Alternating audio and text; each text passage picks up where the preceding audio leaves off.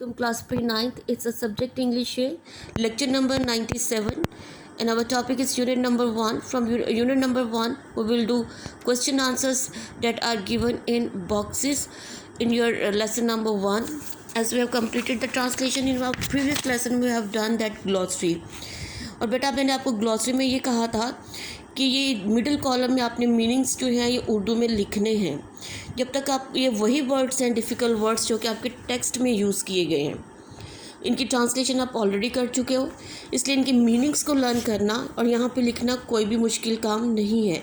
जब तक मीनिंग्स नहीं आएंगे then how can you people make the translation of English into Urdu. तो कैसे इसकी ट्रांसलेशन उर्दू में पॉसिबल हो सकती है? मीनिंग्स आते होंगे तो आप कन्वर्ट करोगे ना उसको उर्दू में। दूसरा साथ साथ आप इसका सिनोनिम लर्न करना है। अगर आपको मीनिंग्स आते होंगे तो वर्ड सेंटेंसेस जो एक्सरसाइज में वर्ड सेंटेंसेस के लिए क्वेश्चन पेपर में एक क्वेश्चन दिया जाता है 5 मार्क्स का, जिसमें वर्ड्स के आपने ईडियम फ्रेजेस के ईडियम्स के आपने सेंटेंसेस बनाने होते हैं। कुछ तो एक्सरसाइज में होते हैं, कुछ लेसन में से इन डिफ़िकल्ट वर्ड्स में से भी होते हैं। तो आपको मीनिंग्स आते होंगे तो आप ईजिली उसको सेंटेंसेस में कन्वर्ट कर सकते हैं ना। इसके अलावा अगर आपको इनके मीनिंग्स का पता होगा तो आप आसानी से, ज़रूरी तो नहीं यही सिनोनिम आपको दिए जाएंगे पेपर में। 5 मार्क्स का क्वेश्चन होता है सिनोनिम्स वाला। अगर आपको मीनिंग्स आते, डिक्शनरी में बहुत से वर्ड्स हैं, बहुत से सिनोनिम्स हैं सिंगल वर्ड के, रूट वर्ड के, तो अगर आपके इनको मीनिंग्स आते होंगे तो आप आइडेंटिफाई कर सकोगे ना that word is exact synonym of the given words.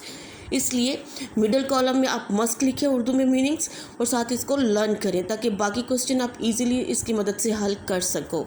Now you open at your key books. We will start question answers that are given in the box. That it is your key book. It's a Shara key book.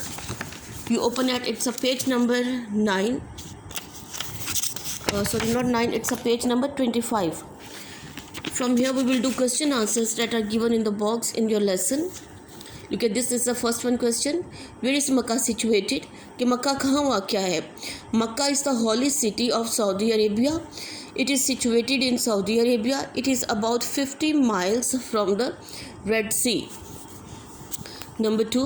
What type of competition was held में मुनक्किद होता था? Competition किसे कहते हैं? मुकाबले को। कि किस किस्म का मुकाबला मुनक्किद होता था? उकास के मुकाम पर। It's a name of a place. So answer is the poetical competition, शायरी का मुकाबला वॉज हेल्ड मुनक्किद होता था। किस मुकाम पे? उकास के मुकाम पे। इन अ फेयर किसे कहते हैं? मेले को। एक मेले में एवरी ईयर, हर साल के हर साल एक मेले में उकास के मुकाम पर शायरी के लिए मुकाबला मुनक्किद होता था। सच पोइटिकल कॉम्पिटिशन्स, कैसे शायरी के मुकाबले वर हेड मुनक्किद किए जाते थे बिफोर द प्रोमulgation। प्रोमulgation किसे कहते हैं? तबलीग को। ऑफ इस्लाम, इस्लाम की तबलीग से पहले ऐसे मेले मुनक्किद होते थे। So this is the answer of that question. And number 3 question is what was the mission? Mission mean मकसद, क्या मिशन था रसूल सल्लल्लाहु अलैहि वसल्लम का? द मिशन ऑफ रसूल सल्लल्लाहु अलैहि वसल्लम टू डिस्ट्रॉय, उनका मिशन था डिस्ट्रॉय करना, तबाह करना। किस चीज़ को? नेक्सस को। नेक्सस किसे कहते हैं? सिलसिले को, चेन को, कड़ी को।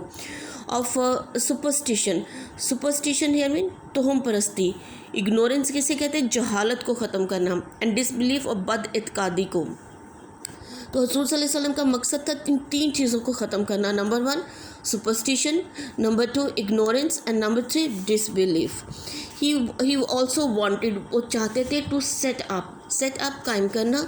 अ नोबल कंसेप्शन, एक आला तस्वुर, किस चीज़ का? ज़िंदगी का। और इन सारी चीज़ों को ख़त्म करके, बुराइयों को ख़त्म करके वो ज़िंदगी के आला तस्वुर को कायम करना चाहते थे। ही वॉन्टेड टू लीड, वो लेके जाना चाहते थे किसको? मैनकाइंड को। किस तरफ? To the light of faith, ईमान की रोशनी की तरफ। Number 4 why did the pagan Arab send a delegation to रसूल सल्लल्लाहु अलैहि वसल्लम अंकल? डेलीगेशन किसे कहते हैं? वफ्द को। कि क्यों वफ्द को भेजा था? अब पैगन अरब्स के काफिर जो अरब थे वांटेड टू स्टॉप, वो रोकना चाहते थे रसूल सल्लल्लाहु अलैहि वसल्लम को फ्रॉम प्रीचिंग, तबलीग करने से। किस चीज़ की? इस्लाम की तबलीग करने के। क्योंकि जो काफिर थे, अरब के रहने वाले जो काफिर थे, वो रसूल सल्लल्लाहु अलैहि वसल्लम को इस्लाम की तबलीग करने से रोकना चाहते थे। फॉर दिस पर्पस, इस मकसद के लिए, दे सेंट अ डेलीगेशन, उन्होंने एक वफ्द भेजा, यानी ग्रुप ऑफ पीपल होते हैं ना जो हुकूमत, जो वहाँ के जो हुक्मरान हैं वो बना के भेजते हैं ताकि वो जो भी मामला थे वो आपस में डिस्कस करके उनको हल कर सके। तो वो जो डेलीगेशन था रसूल सल्लल्लाहु अलैहि वसल्लम के अंकल चचा के पास उन्होंने भेजा टू आस्क हिम, ताकि वो उनसे कहें टू रेस्ट्रेन मीन रोकें, ताकि वो रोकें, किन को रोकें, हिज नेफ्यू, अपने भतीजे को रोकें, फ्रॉम प्रीचिंग, तबलीग करने से, अल्लाह अलमाइटी, अल्लाह ताला के मैसेज पैगाम की, कि जो पैगन अरब थे उन्होंने रसूल सल्लल्लाहु अलैहि वसल्लम को अल्लाह ताला की तबलीग करने से रोकने के लिए उनके चचा का नाम क्या था, हज़रत अबू तालिब रज़ियल्लाहु ताला अन्हु के पास एक वफ्द भेजा ताकि वो उनके पास जाएँ, उनके चचा के पास जाएँ और उनसे कहें कि वो अपने भतीजे को रोकें। किससे रोके? अल्लाह ताला की तबलीग करने से रोके। क्यों रोके? क्योंकि जो अगर इस्लाम फैलता तो वो जाहिर है कि वो काफिरों के इक़्तिदार के लिए ख़तरा था, इसलिए वो उनको इस काम से रोकना चाहते थे। So these are the 4 question answers that are given in box in your lesson. You will learn that question answers by heart. 9th class, you have to learn and write down that question answers pre-9th.